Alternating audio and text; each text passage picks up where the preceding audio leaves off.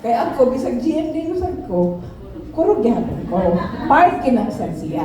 So, ingon siya, pag-discuss na kung sa'y fear ni mo, aning negosyo So, nagkunaw na ako, ang akong yung greatest fear in my life na mo fail ko diri.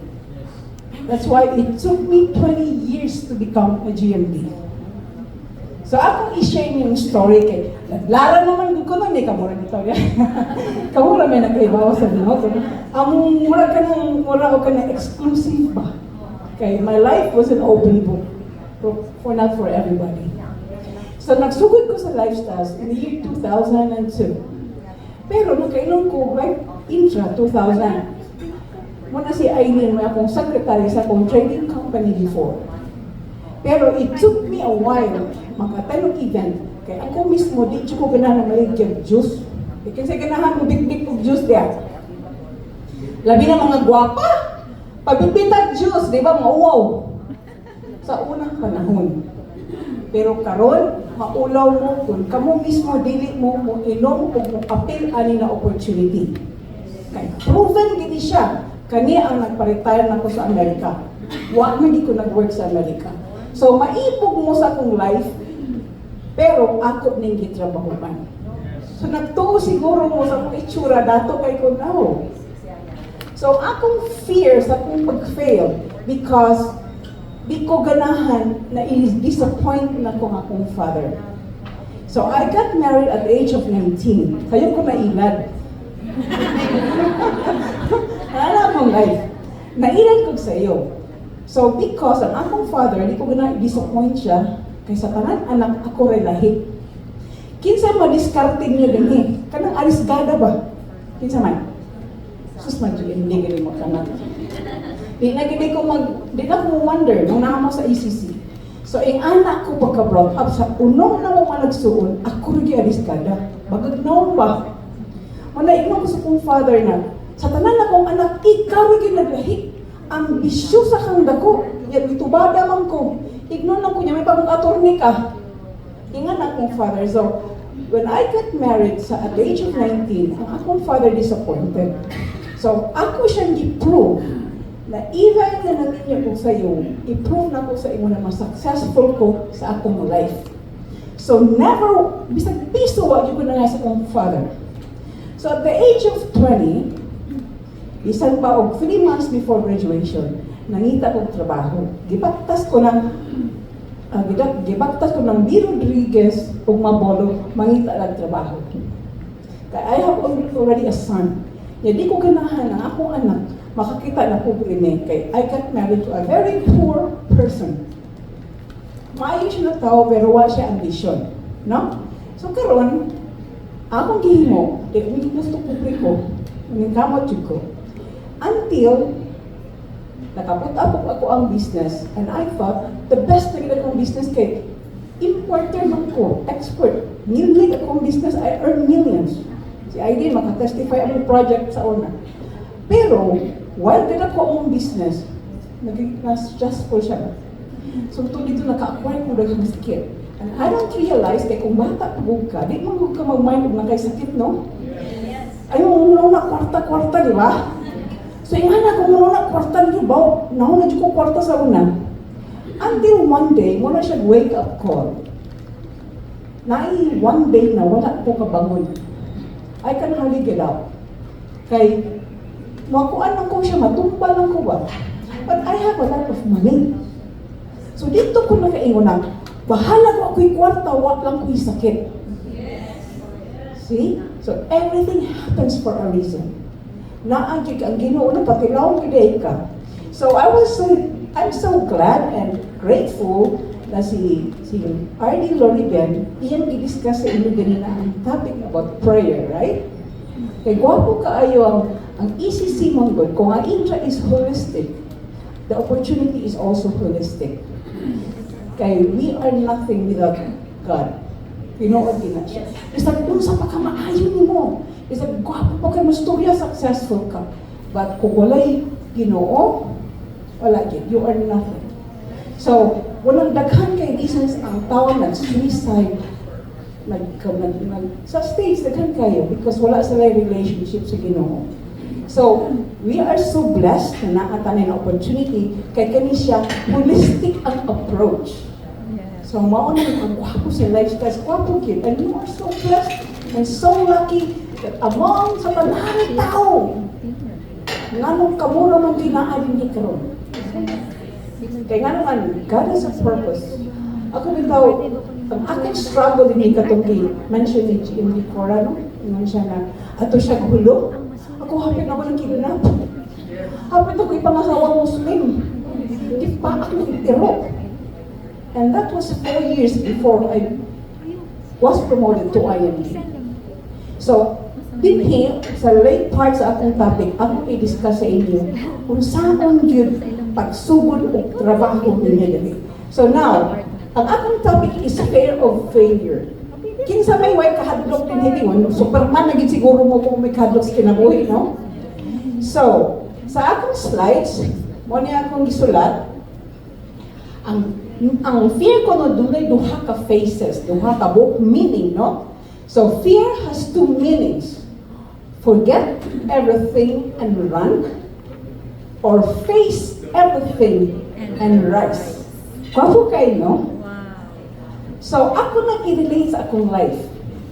Well, sa akong giingon, nasayo ko nagminyo. But because I was so young at the time, wala ko enjoy nga akong karapatan. After 12 years of marriage, I ran away. Nakuha ko ninyo? Mihawa ko sa kong kaminyo na kinabuhi. Kaya wala ko nakasabot, basta wala. So I ran away. Wala nahitabon ako because of fear. No? So kung dili ay ka mo surrender, you face everything no matter what. Whatever it takes. And that is your choice. And God is with you. Mao day mahitabo ninyo dinhi.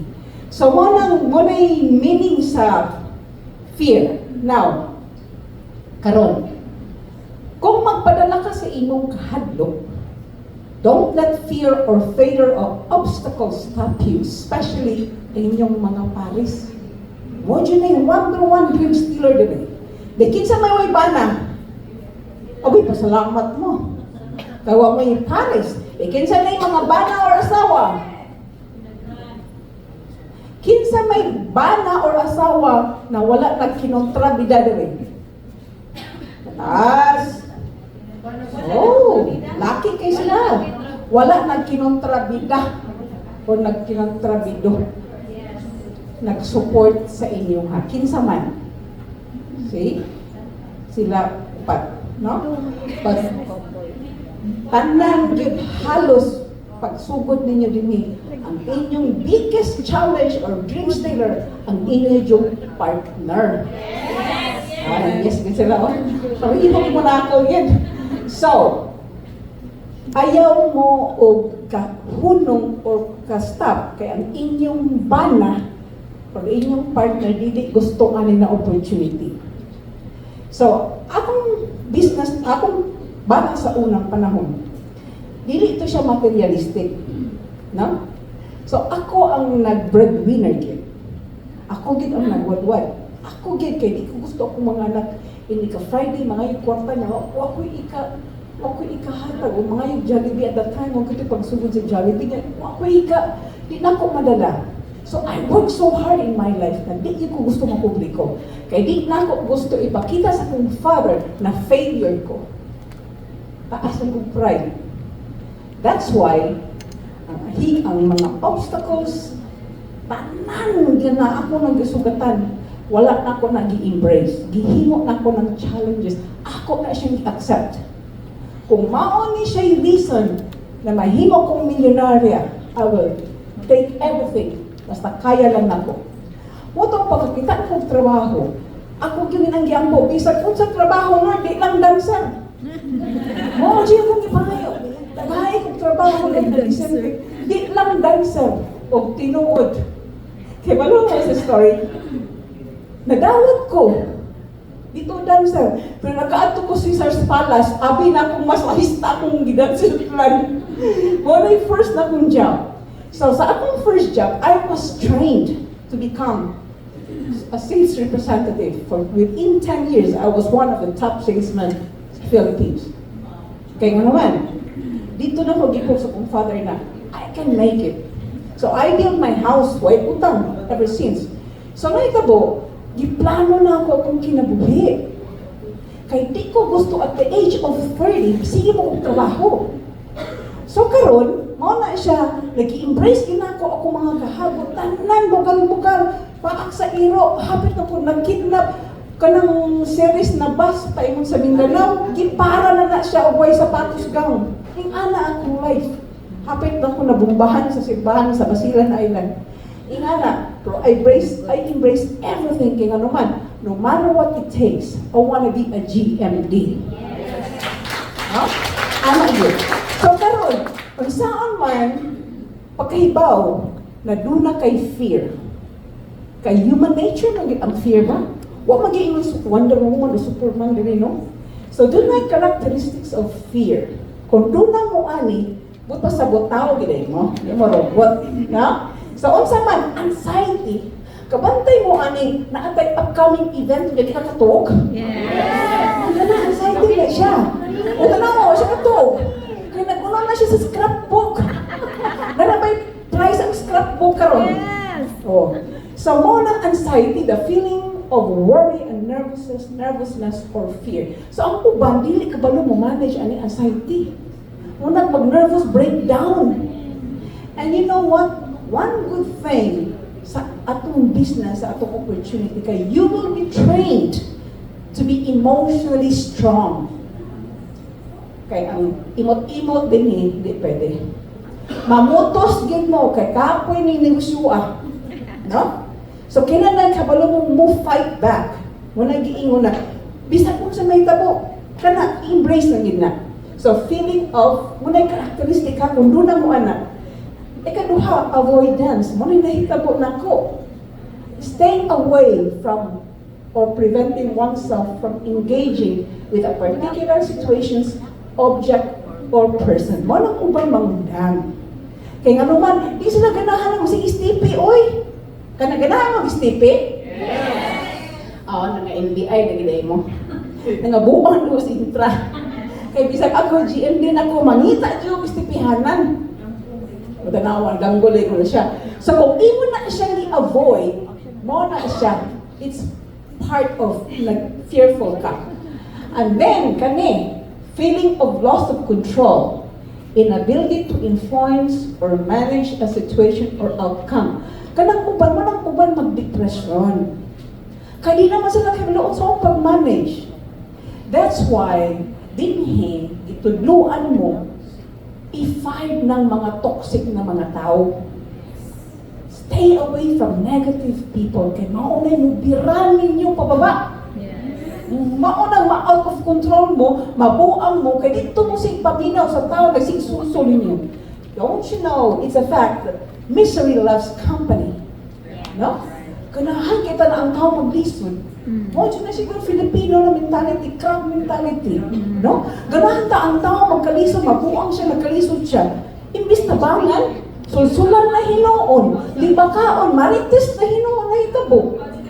Sa maugin lagi ko na. So this is the reality of life. And then helplessness, no nang uban mag-suicide na lang. Kaya nga naman, di naman sila kabaloon sa ilang buhaton, unable to take action or control over a situation. That's why ang mental health is the best business po sa America.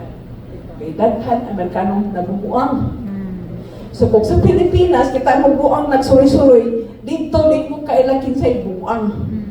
Dressed up sila, get up na sila, nasa train, mga postuda kayo, pero, especially mag-change ang weather, mga ana ang utok ka na.